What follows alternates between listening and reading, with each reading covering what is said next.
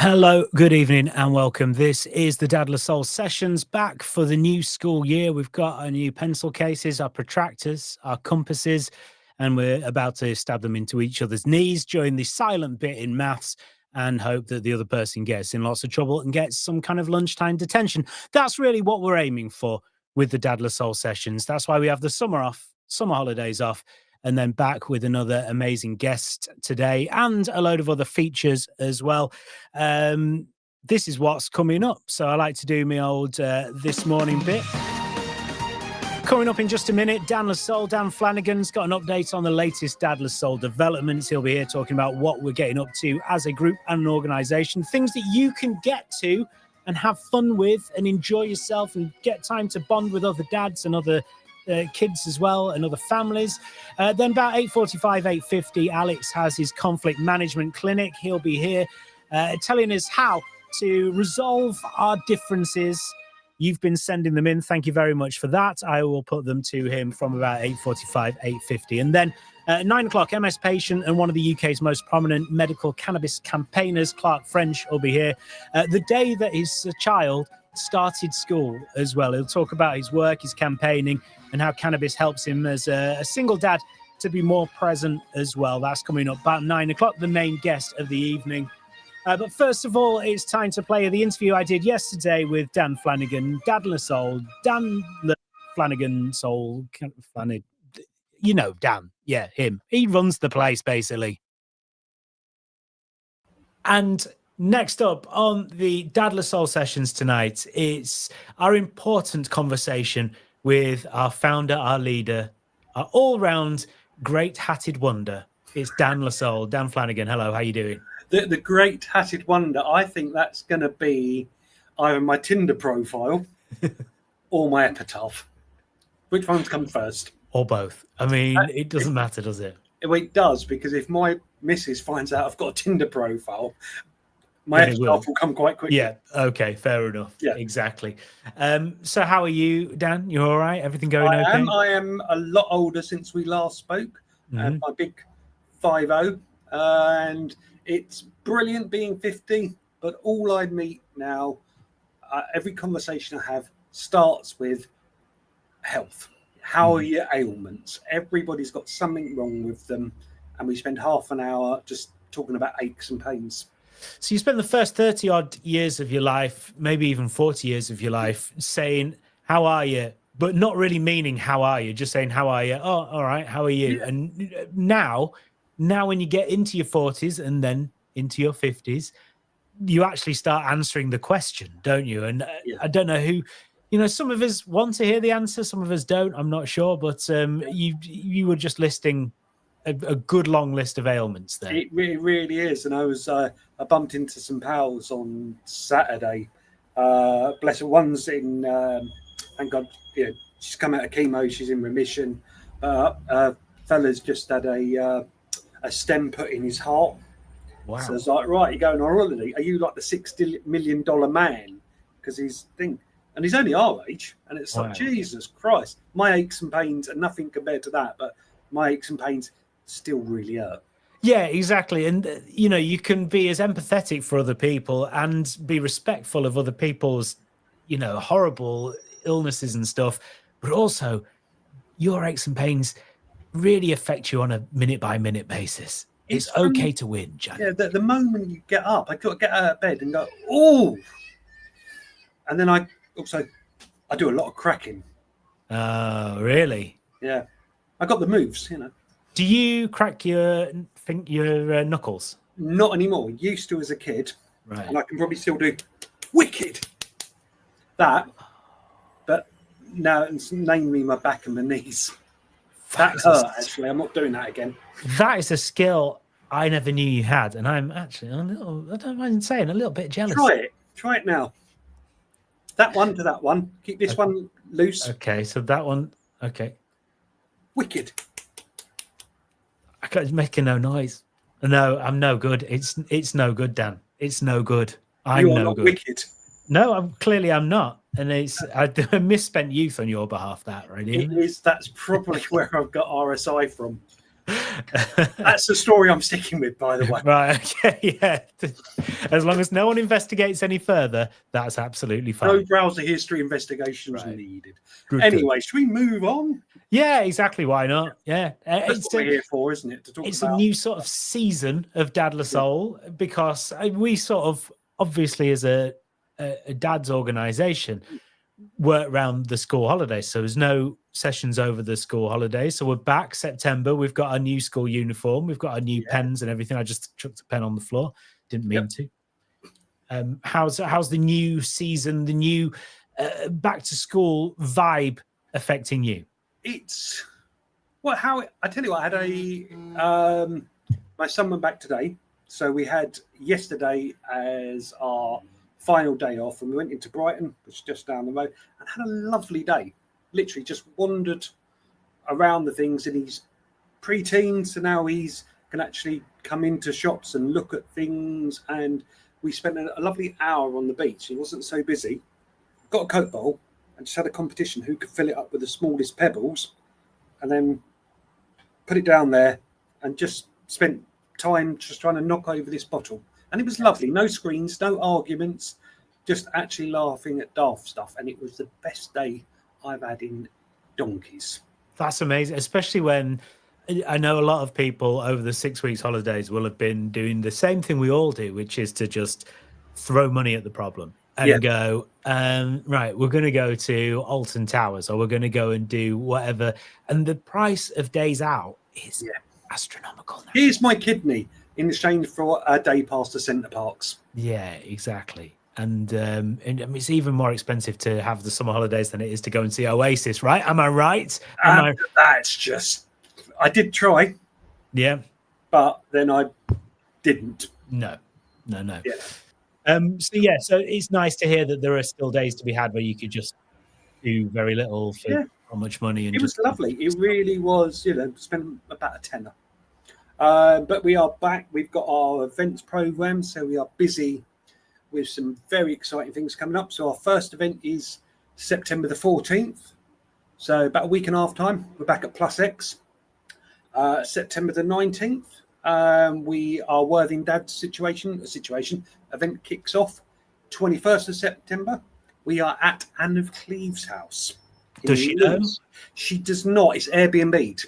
Right. Okay. So do you know if she was one of the? She was divorced, beheaded, died, divorced, beheaded, survived. Which one was she?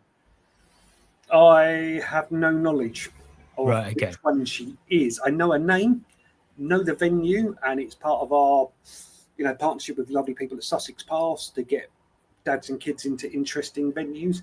And I have been there, and it's beautiful setting.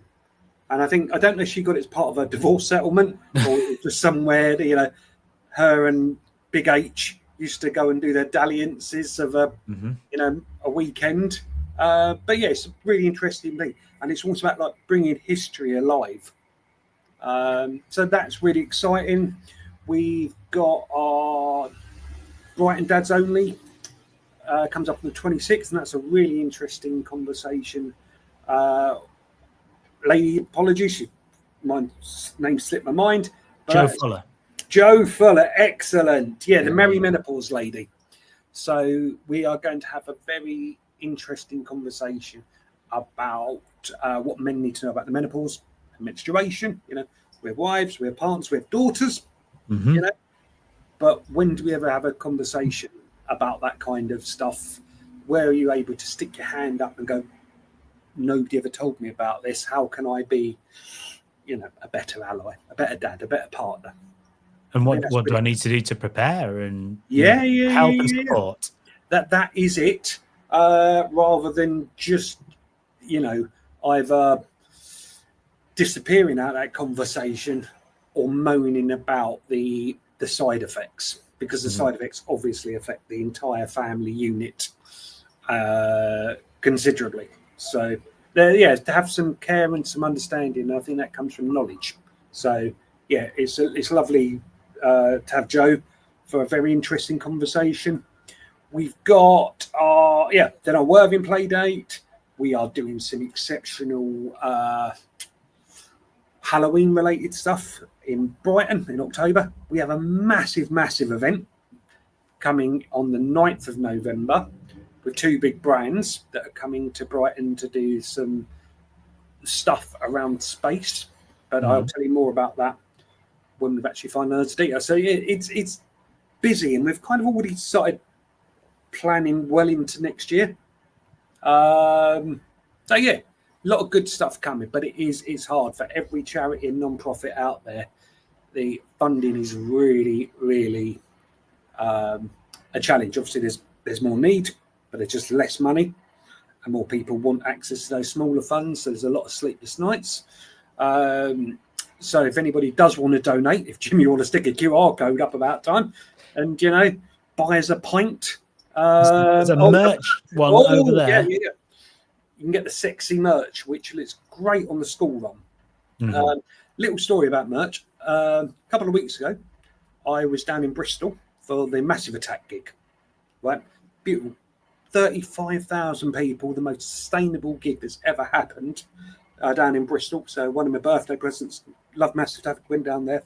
I was rocking my Dad LaSalle sweatshirt, and I had 8 separate conversations with strangers that came on and talked to me. One guy from South London already knew about us, but we just got people going, I love that top. Where's it from? And even a lovely lady at the tea stall said, have these on the house. After going, she goes, like your sweatshirt, what do you do? And I told her, she said, more power to you, brother, and gave us a round of teas. So, oh, lovely. Very nice. Yeah. Wear your merchandise, look good, do good. On the school run, you'll make friends. On the dance floor, if you are headlining the Legends plot of Glastonbury, also wear your sock.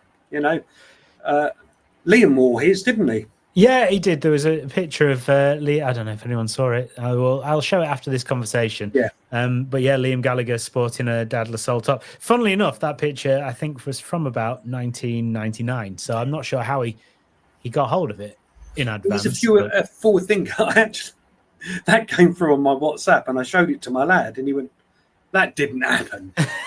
Right? And I was like, dude, you realise I'm not that good at Photoshop. Obviously, I've just heard about it. He said, I'm going to Google it. It's only just happened. I don't know if we're meant to really talk about it. Said, well, really? Yeah, but if you know the band, obviously you would see that those haircuts are from a long time ago. He did. I mean, I suppose to your lad, they're just old blokes, aren't they? They are just old blokes. Old blokes could be from any time. He did want tickets as well, though. So we had actually, before the announcement came out, I was talking about going to gigs. I said, look, if you and your mates want to go to gigs, I don't mind taking. He was like, no. The Oasis reunion came up. I said, should we have a look at these tickets then? And he said, yeah. And he's really keen. I thought, what a wonderful memory. I saw him in 95, 4,000 people, cost me a tenner. Wow. Looked at the chaos and just thought, nah, it would be 350 quid each, plus transport, probably a hotel. You're looking well over $1,000. And so it's obscene. And all the hotels and the Airbnbs are all jacking up the prices as well for the dates of the tour. So not only do you get ripped off on the tickets because suddenly they go from a face value of 100 quid to 350, then you're paying a ridiculous amount to stay over for the night as well. And it's such a shame. I had a little moment. I thought, wouldn't it be nice, right? The figure's about 400 million quid that they're going to earn off the back of this, right? Take a leaf out of Taylor Swift's book, because on her Eras tour, she went and funded loads of food banks. Wherever there was a tour, so she funded the local food banks. Just think, if Oasis gave 1% of that money and funded local music venues around the country, the sort of places that are struggling to exist anymore, property developers, COVID, the cost of it, and they always go, oh, there's no good new bands. Well, we're cutting out the venues. They've got no chance to learn their craft. Give us your money, Liam. It's like the Night and Day Cafe in Manchester, where during COVID, people moved into the flats nearby. Yeah. And then when COVID sort of subsided and the gigs started again, they were like, oh, it's too noisy. And they're trying to get it shut down. It's like, well, should probably have done a little bit of better due diligence there. Yeah.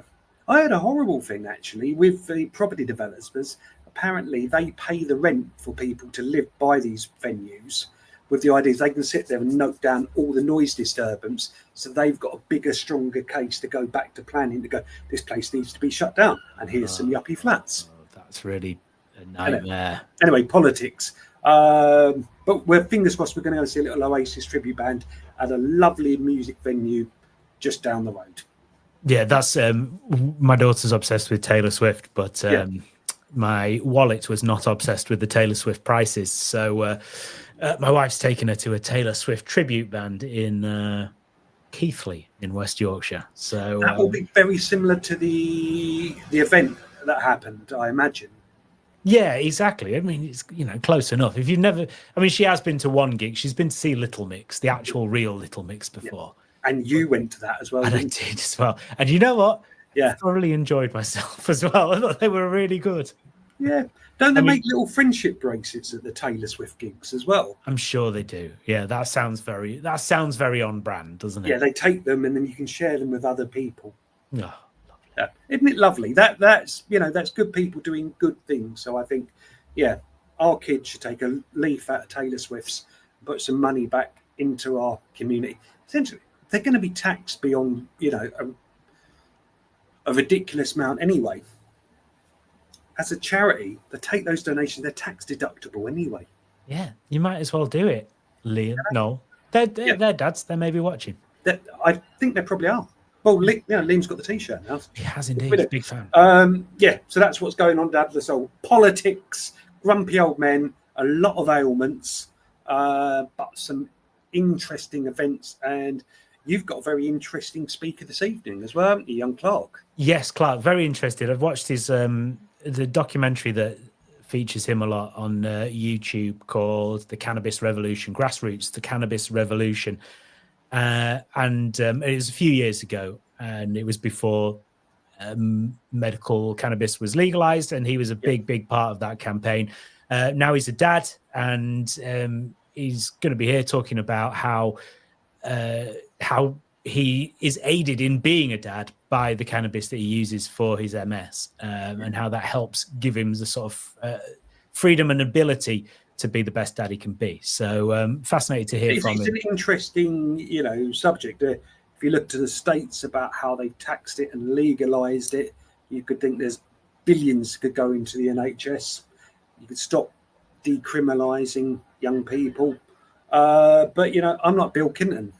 I did not inhale. So exactly. And I will believe that. I believe that. The jazz cigarettes of the past. But yeah, it's nice to have I think it's a challenging but interesting and important conversation. So I'm looking forward to tuning in and listening to that. Cool. Well, thank you very much, Dan Flanagan, and see you later. Enjoy the rest of your evening. Goodbye, Jay. I don't know why that's come up, but that's a handy reminder of what's coming up anyway. In just a minute, you've got Alex's conflict management clinic, and then that chat with Clark as well, as mentioned earlier on. He will be here talking in about sort of 10 or 15 minutes. That picture we were talking about, this is the one that Liam Gallagher, definitely wearing a Dad Lasol t-shirt, a good sort of 17 years before Dad Lasol existed. I don't know how that managed to happen.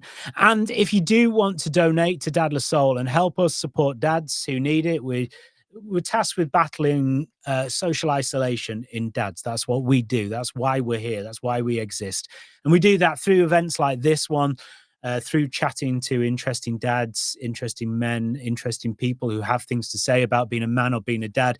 But we also put on play dates on the South Coast, and we do dads only meetups as well. And if you feel like you would like to help us out with that, then you can donate to Dad Lasol.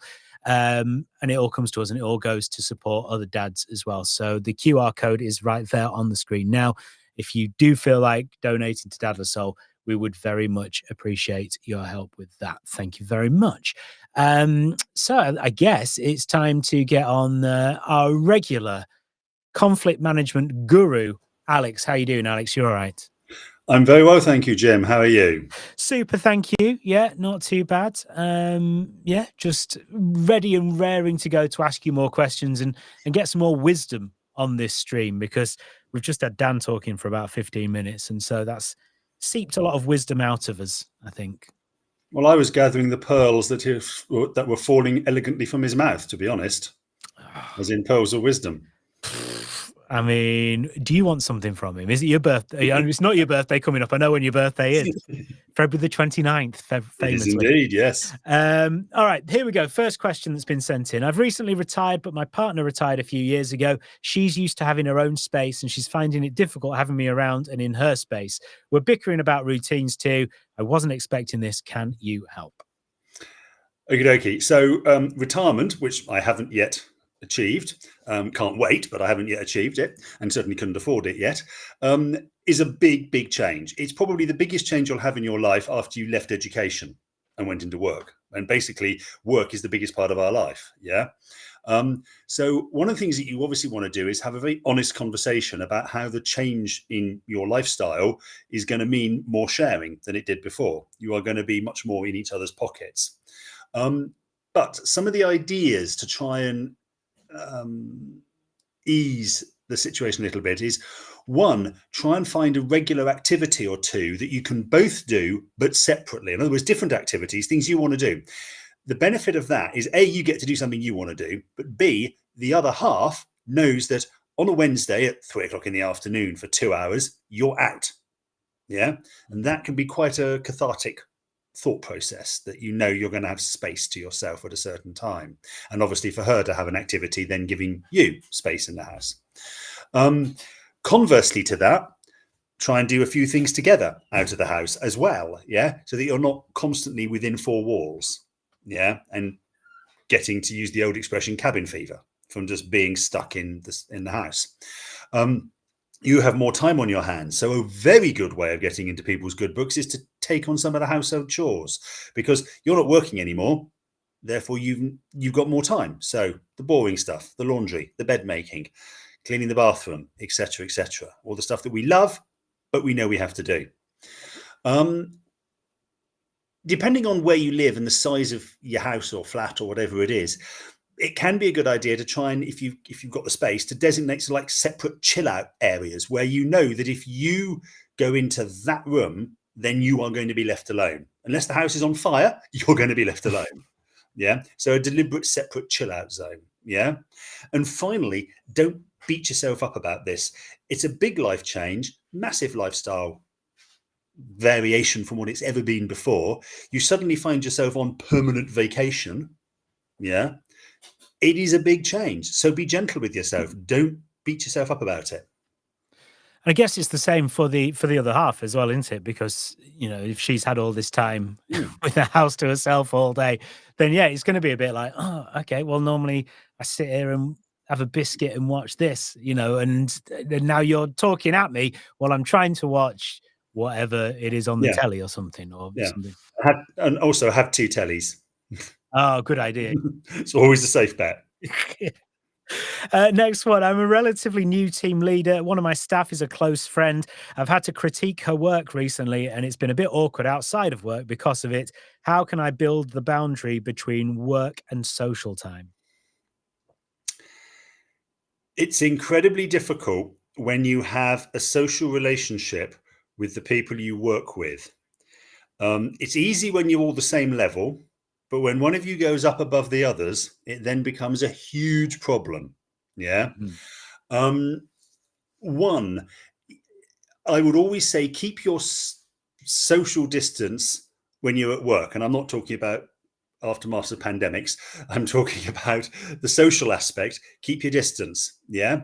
Very, very much separate work and non-work. Do not wander over to their desk and fix up a pint down the local the following evening. No, you do that after you've finished work, before work starts. You don't talk about it, like in exactly the same way people say, I don't want to talk about work when I'm off work. Yeah. So you have to keep that separate and very separate. Yeah. have an open, honest conversation with them and say, what are your ideas? How do you think we go about this? Because I'm now your boss. Yeah, I've got to be a boss. It's a requirement. You know that. I know that. But what can we do so that we can maintain our professional boss? I'm trying to think employee. I was trying to think of opposite of boss, but yeah, employee relationship, and keep that very separate from your personal interaction and relationship. It's about having that conversation, and above all, as I say, keeping everything completely separate. That's really, really important. And definitely go for boss employee and not boss subordinate, because if you say that, there really will be problems. There really will be. Thank you. That was the word I was probably thinking of or trying to think of, but couldn't think of because I didn't want to say it. Yeah. But yeah, no, absolutely. Yeah, I was working in a team back when I had an office job, and I got on really well with my colleagues, and then I became the boss, and it was rubbish because I had no ability to do that. And so there was one where the people above me were trying to get rid of one of my team, and I stuck up for him just because I liked him, not because he was any good. I didn't get him to work any harder. I just thought, oh no, he's great, he's really good, knowing full well that he wasn't that good. So, if you're watching this, don't employ me in any kind of leadership role. My kids are super competitive, and it means that family activities are ruined by their arguments. How can I help them become more cooperative rather than argumentative? Competition versus collaboration. And back in the 80s, 90s, there was a real drive in UK education to reduce competitiveness because they felt it was unfair. And they produced a bunch of adults who fell at the first hurdle when they discovered that the real world is competitive. I don't know if you remember that, but there was a real drive against any form of competition in schools during the probably late 80s, 90s into the noughties almost. And it created a huge problem. That said, as always, the pendulum swung too far in one direction. It's now swinging back, and we're getting somewhere into the middle. So promote collaboration. Yeah. For example, if you are doing something that's competitive, but the two of them or however many kids there are on the same team, so it's kids versus parents.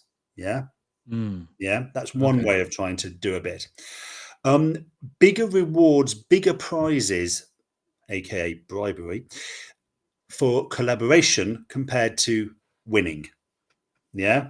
If you help your brother do this, you'll get that, rather than, well, if you do it quicker than your brother, you'll get that. Yeah. Remember that competitive children usually need attention and focus on them. So give them that focus. Yeah. Give them that attention, but you don't have to give it to them because they've been competitive. Does that make sense? Before you get to the competitive part, give them that attention. On a marginally medical note, which as most people know, that's my background, psychologists do actually suggest these days that overly competitive children usually end up having quite significant issues in later life. So going back to how I started this about the children not having competitions in schools for a period of time in this country, that was the reaction, but now they swung too far. So now they're coming back. And it is about a balance between the two, trying to push that they will collaborate. And when they do compete, yes, because competition is actually healthy and good for you, but try and get them to collaborate with each other in competition with somebody else, usually you, the parent. Yeah, because if they're competing against each other, that means you're having to make like a value judgment, I guess. Yeah, so no. You are the umpire. No, thank you. No. Not conducive to a good family dynamic. I'd rather be the competitive adversary. Except I'm not that competitive, so I just let them win, which is another can of worms that we probably do not have time to go into. Not quite, no. Okay. Well, Alex, thank you so much. Really appreciate it. Once again, the font of all wisdom, basically, aren't you? I doubt it. Yeah, but thank you. Much more than Dan is, anyway. Well, that's a low bar. So there we go. Thank you very much, Alex. Cheers for that. This is the Dad of Soul Sessions. We're talking to Clark French very soon. But first of all, how about this? This is a video or clips of a video which our good friend Christian from Daza Productions put together about our old school block party that we held in Brighton just at the start of summer. And this is some of the footage from it. Aunties, uncles, little babies. They've got a 6-year-old and a 4-year-old who both seem to be enjoying themselves, loving the outdoor project. The sun's shining, there's lots of things for the kids to do, making stuff. Seeing the children away from screens, having fun, having a laugh. Some graffiti, and then you're playing with the clay. Yeah. We've had so much fun, haven't we? I've been doing cartwheels and handstands. It's quite easy with like family events for mum and dad just to sit there and let the kids get entertained. It's boring. Get them up, get them involved, because we know once they hear those tunes and the music gets us, everybody loves it.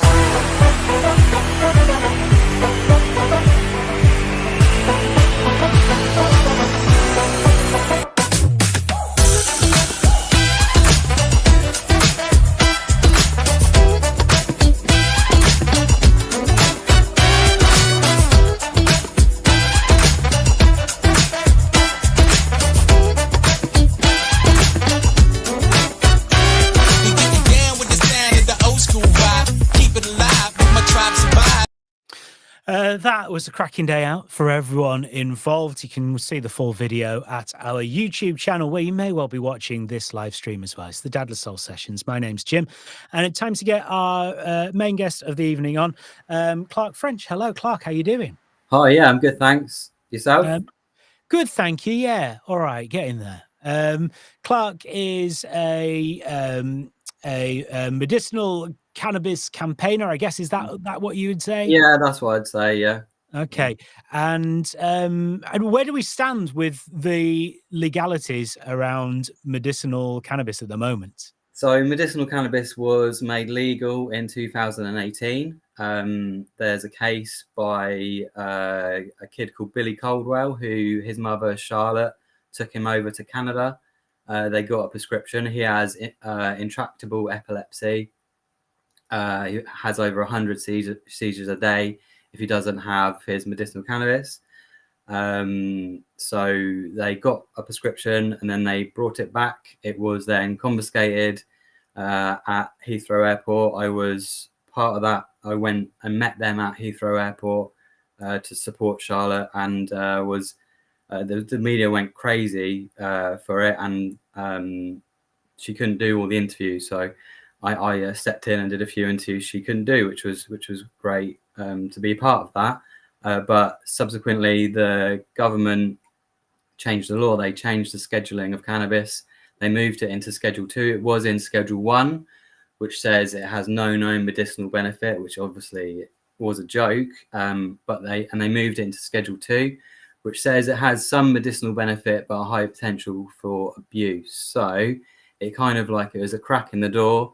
It meant that Billy Caldwell got his prescription back. He stopped having seizures, and it meant that other patients could then start getting prescriptions as well. But unfortunately, it's not prescribed on the NHS yet. So people have to pay quite a lot of money privately for consultations and for the medicine. So, it's a bit crazy. I can, if in my example, I can go to the GP and I could get tramadol or morphine for free tomorrow, but I've got to pay hundreds of pounds to get my medicinal cannabis. So I have to have tried 2 prescription medications to get cannabis now, even though cannabis is the safest medicine and has the least side effects. It does have some side effects, but those are minimal in comparison to a lot of different pharmaceuticals. So yeah, it's not a great situation. Things have changed. I'm pleased that I'm not a criminal anymore, but at the same time, it just feels a bit unjust that I can't get it from the NHS. I have to go through all this rigmarole and jump through lots of hoops to get it. So yeah, it's come a long way, but still has a long way to go.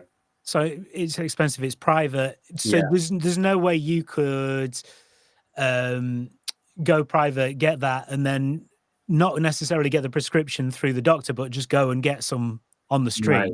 No. That would be Yeah. illegal. That would be illegal, but you could. There's a system now called Can Card, where if you get your cannabis from your normal person, but you would be eligible for a prescription, you can get a little card.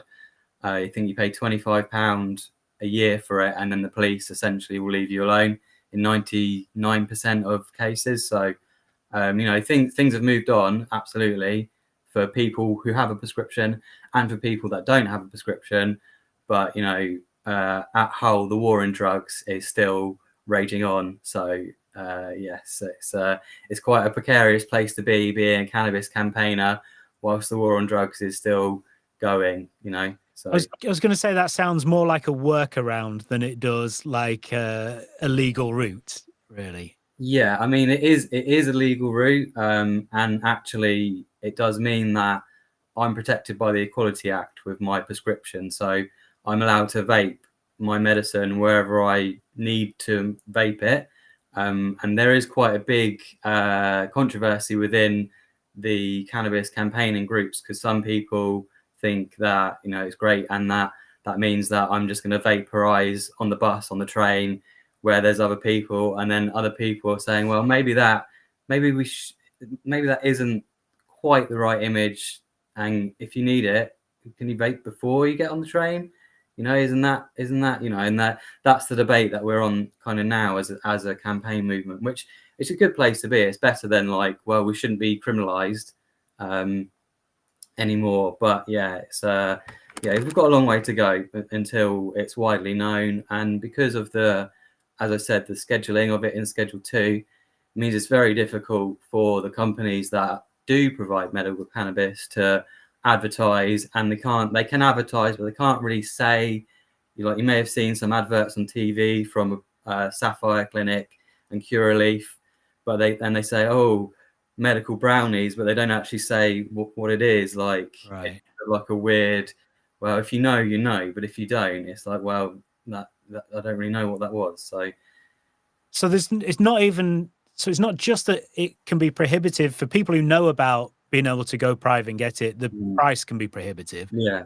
But for people who maybe could afford it, but they possibly don't know about it because it's not exactly on the side of buses or anything. Yeah, absolutely. So yeah, most people don't know about it. So, you know, I thought in 2018, yes, we've won. Medical cannabis is legal. Yay! My work is over.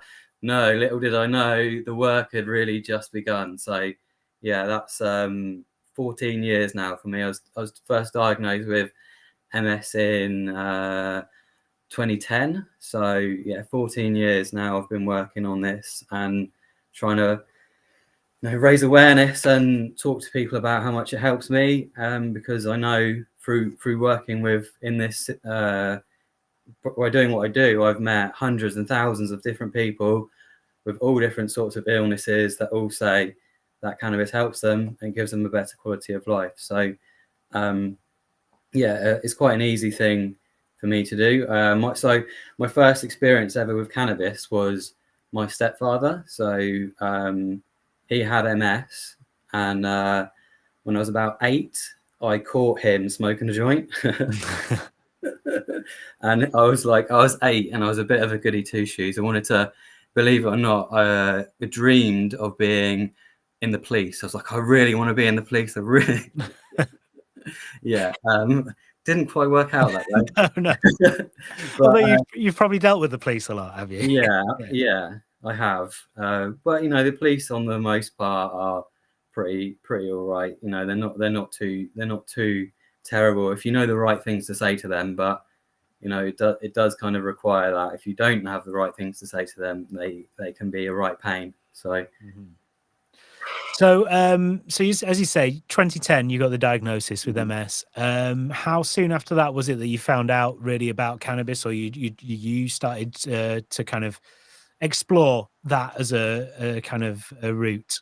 Well, I'll be honest. I always preferred cannabis to alcohol growing up. Having that experience of my stepfather smoking a joint made me kind of go, well, when I was growing up, I was like, well, I'm gonna try it and see what I thought. And yeah, I always preferred it to alcohol. I've also recently been diagnosed with ADHD at 37. I got diagnosed with ADHD, and then I'm like, now I understand why at 16, when I took cannabis, suddenly I could pass all my exams and I was like able to function. Is because actually I had ADHD, and cannabis is really good for ADHD as well as MS. So having MS and ADHD is often very strange because they need the opposite thing. So like the body's like, just rest, and the brain's like, no, but I've got a million amazing ideas and we could do this, that, and all the other. But yeah, cannabis definitely helps to kind of calm the brain and the body, and yeah, it just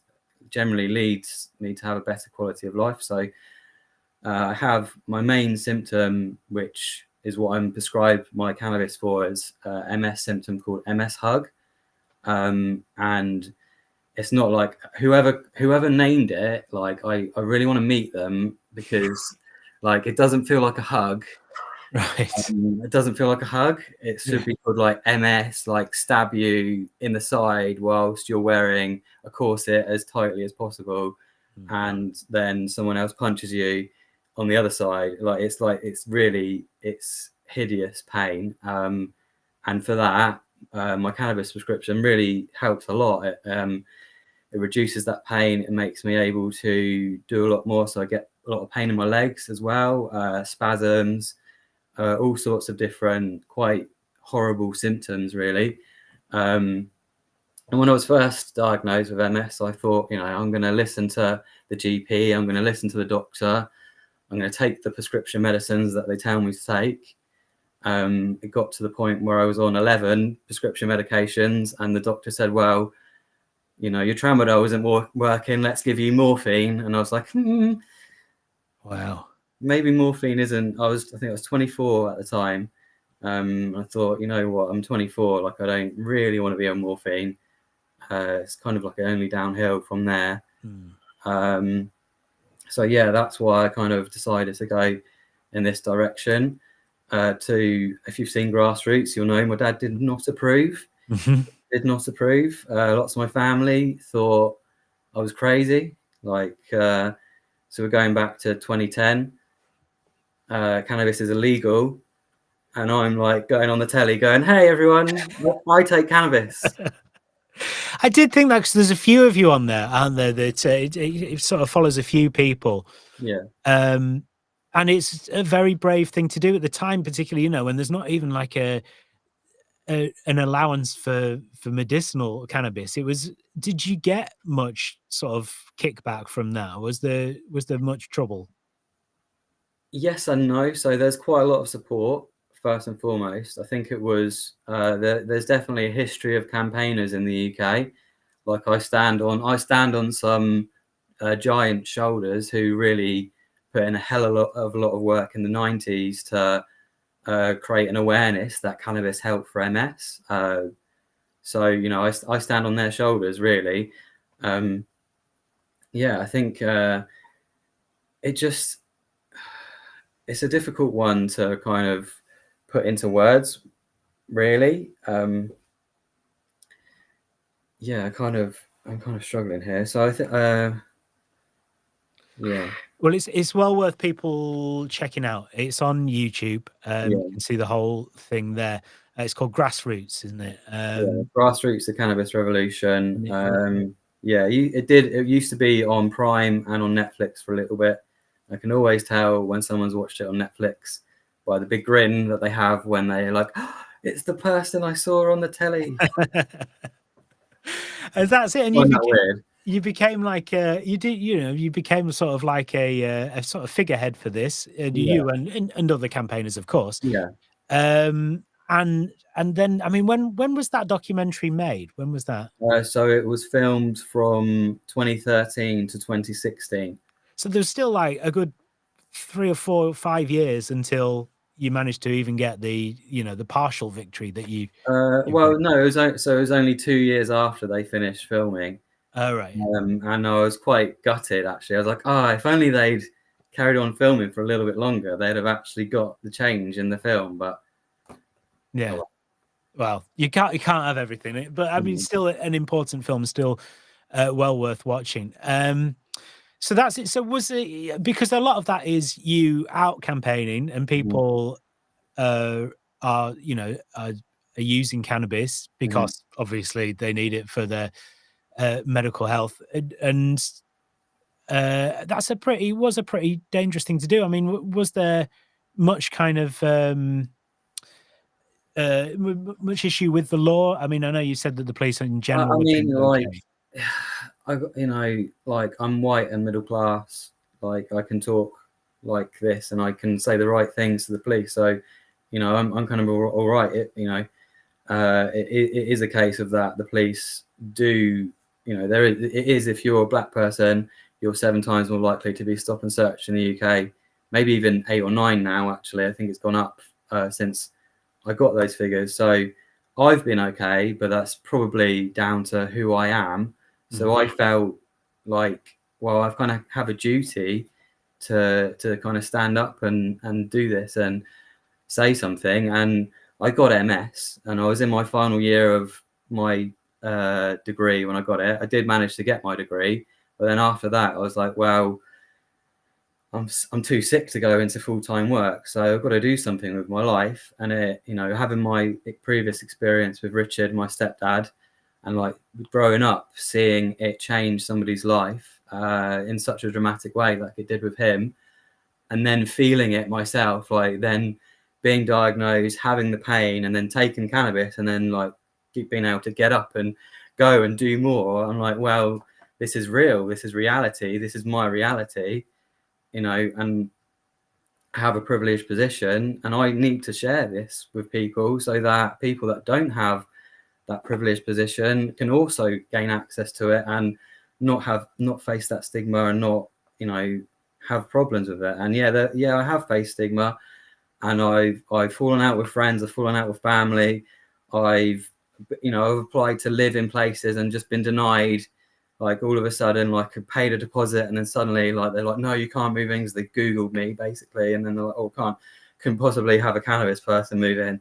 So it has definitely had an impact, but at the same time, I really felt like it was the right thing to do, and it's given me something back. It gives me so much back to share my story and run a patient group, and every day we have new people coming in who want to get a prescription with all different types of illnesses, and knowing that my work has actually just made that little bit of an impact there and is helping those people, it makes it all kind of worth it in the end. It's difficult having MS. It's difficult being sick all the time. Especially as a man, because as a man, you want to work. Now I'm a dad as well. You want to provide for your family, and I can only work part time. I can't work full time because I'm too sick. So, it gave me that something to do that was valid and worthwhile, and it gave me like a purpose again. So, it was really big. And it is helping people transform their lives as well, isn't it? That's the thing.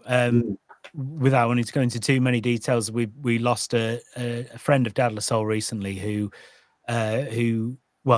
used medicinal cannabis but couldn't afford the prescription, couldn't afford to go private, and that kind of led to using other things that didn't really work out very well. And it kind of ended quite tragically. And so, so I guess if you're able to bring these people together, that work to bring people together and give them that route and help them and support them on their route to kind of find a solution that will work for them, it must be really rewarding. It is, and it's empowering. It's empowering for me, and it's empowering for other people as well. Like my personal story and what I do is I'm just one of now thousands of people that do similar things to me, and I'm really pleased to say that, because when I first started, there wasn't very many people doing it. and I was just a handful of people doing it, handful of people brave enough to say, that's me. Okay, I'll put my name and I'll put my reputation to that. And now it's moving. There's lots of different people involved, and it's definitely like change. So it's really positive to see, but it is also sad because of stories like that where really the NHS should be prescribing this medicine. They should be giving it to people as they need it, and it shouldn't be a privately for profit. At the end of the day, I believe healthcare is a human right, and I don't believe anybody should make profit from healthcare. That's just a fundamental belief that I have as a human being. And it is sad to see that is the case in medical cannabis, but at the same time, it's so much better than it was. So, once you do have that prescription, you have those legal rights and you're protected by the Equality Act. And it means that medical cannabis patients in the UK, once you've gone through all that rigmarole to get it, you're one of the best protected in the whole world to have your cannabis. But, you tell that to everybody out on the street and everywhere because, lots of people don't know. And you do get hassle sometimes. You do get dirty looks. You do get like tuts. And every person that goes through that, like that, you notice all of them. You do, like, you're hyper aware because you're like, well, people are going to judge me. And most of the people, especially in Brighton, it's fine, no problem. But occasionally someone takes a problem and makes you quite uncomfortable. And you have to say, I'm sorry about the smell. I'm actually legally prescribed, so like I'm allowed to vape my medicine here. So sorry you don't like that, but I'm in lots of pain. So, but that's that conversation that you get a bit tired of having that conversation. Doesn't happen all that often, but when it does, it's just another like blow. I think it needs it needs people like you raising awareness, doesn't it? I mean, that's what it is. Is people just go, oh, drugs are bad, and they don't know, they don't understand because it's quite a highly researched area now. Yeah, absolutely.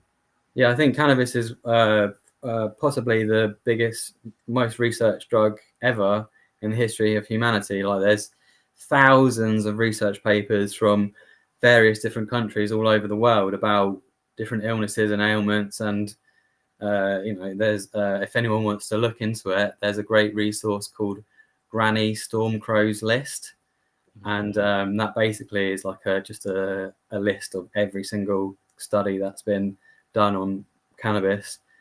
Any illness is go to that, and you can find all the research papers on it. So that was a really good resource for me as well. Like, when I came into it, like looking into that and going, well, actually, like, this isn't just me feeling it. Like, there is scientific evidence from around the world proving this.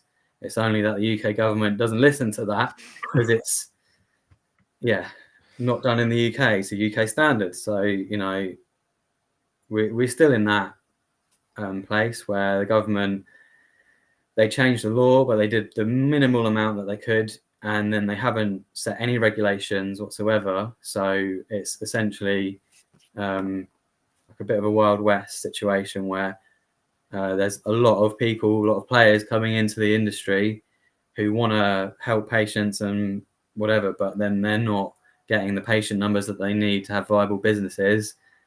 And then there's all this competition, and had to talk about competition and collaboration.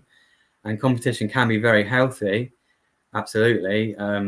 But maybe when it comes to healthcare, like, you don't, when you're sick, you don't really need to compete. You just need to get well, and that's kind of a priority over like, it's like, so maybe like 50 different clinics to choose from. It's like, so who do you choose? Like, it's difficult, and there's no kind of central authority that's kind of saying, well, this is how the medicine should be, this is how, it's kind of like down to the industry to provide those regulations. And often it means it doesn't do the job as well as it should. And it just means patients lose out and don't have the best quality medicine that they could have, and thus better quality medicine equals better quality of life at the end of it. So yeah, you know, I don't mean to sound like really upset and annoyed about it, but I am a bit upset and annoyed about it. As I say, I'm really happy that the law has changed. I'm really happy that we do now have legal access, but that has just opened up a can of worms of like, well, there's so many other issues around it that need to be tackled and need to be sorted. And unfortunately, not that I love the Tories by any means, and don't get me wrong when I say this, but Labour are more hesitant to deal with cannabis issues than the Tories are, because of Gordon Brown's deal with the Sun, where the Sun said to Gordon Brown, you need to put cannabis back to Class B from C, and then we'll support your election campaign. That he did that and then lost the election. And so Labour now are so hesitant when it comes to anything to do with cannabis reform, that in terms of cannabis campaigning, is actually easier to campaign under the Tories than it is under Labour, unfortunately. But you know, we'll see what happens. There's definitely some good people within Labour that agree and that want to help and want to support. And I'm absolutely pleased to see a different government from being a person with disability, like having the Tories in power and having. I just found them quite disrespectful to people with disabilities, like the way they wanted to reduce support, and the words, especially Rishi Sunak used to describe disabled people, were harsh and were difficult to hear as a disabled person.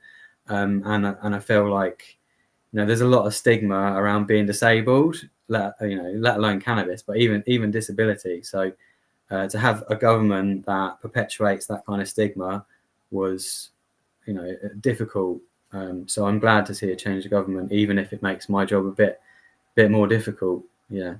I guess it's a similar sort of problem on both ends there, isn't it? Is the not kind of understanding, not kind of understanding the reasons, you know, how people with disabilities feel about what you say, but also about not understanding maybe the benefits of cannabis, or not understanding the public opinion.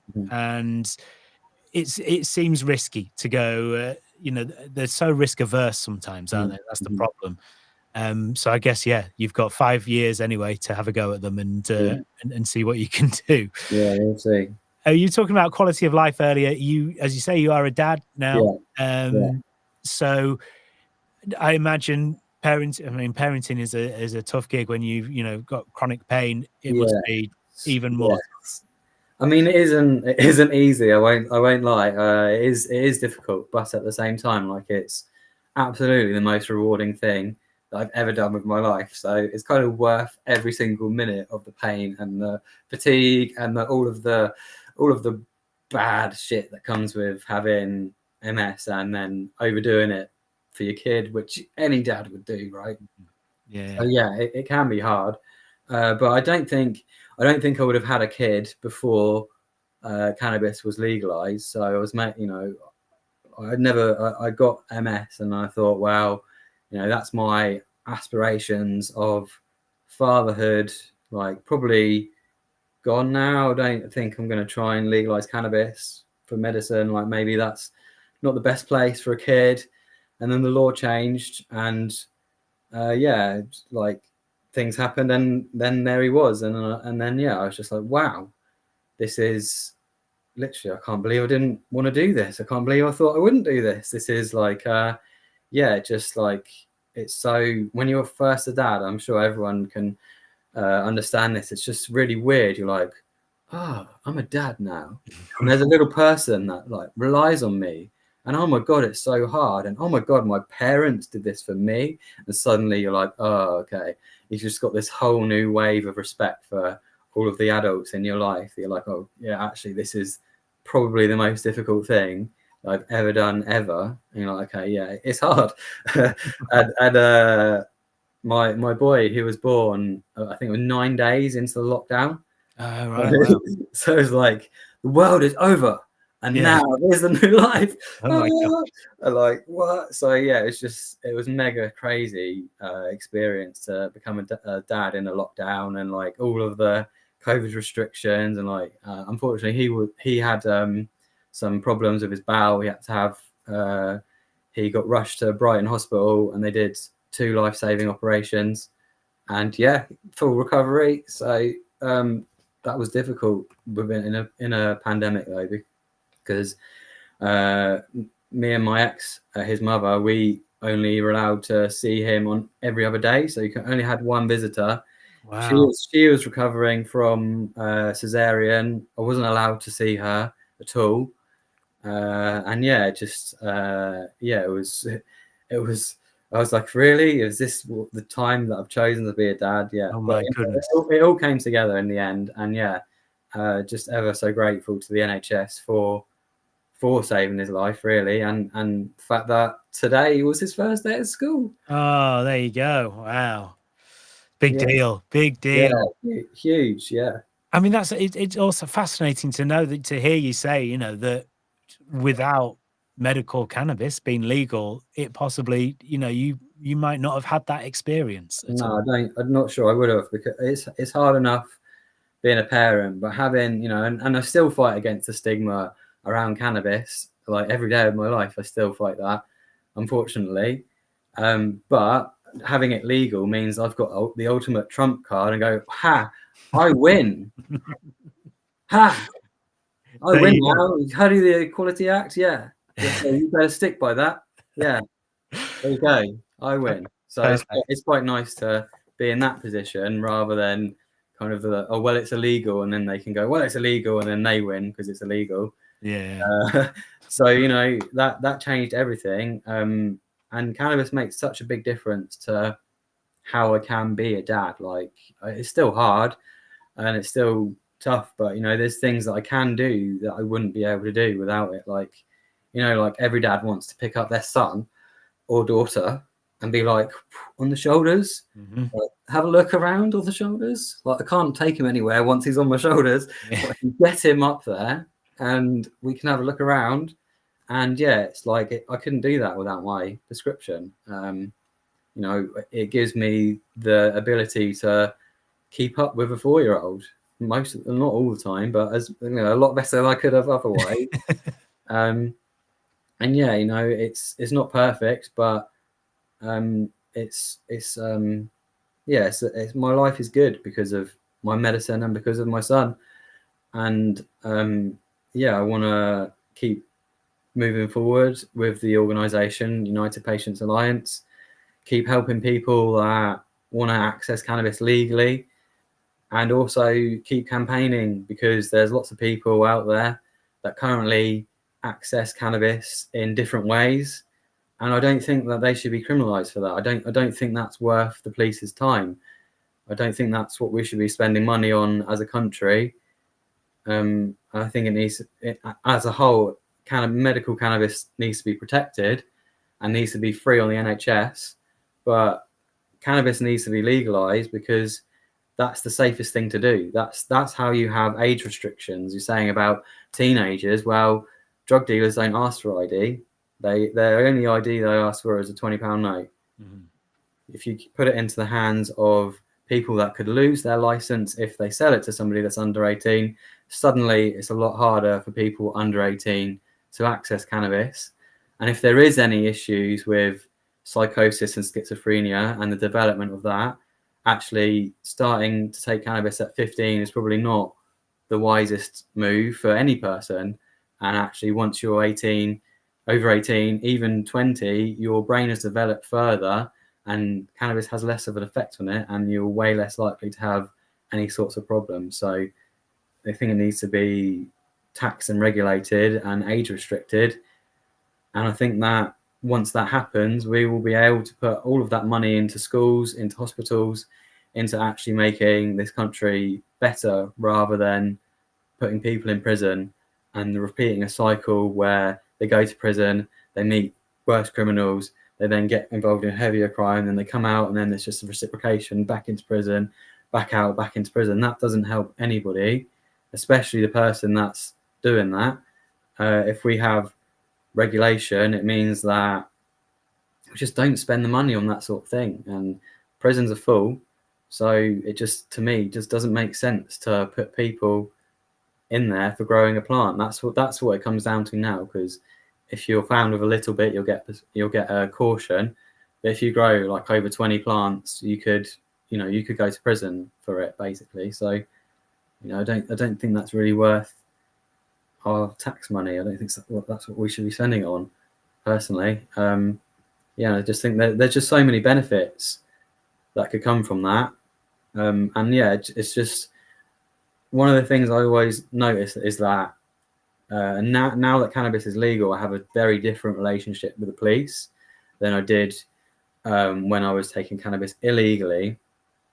And they talk about paranoia, and they talk about how cannabis can make you paranoid, and it can. I'm not saying it doesn't do that.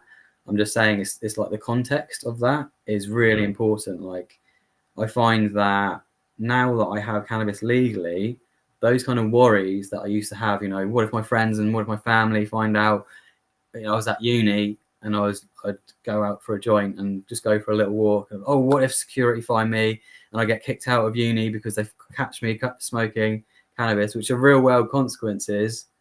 And I'm like, is that actually paranoia, or is that fear of the consequences of the prohibition of cannabis?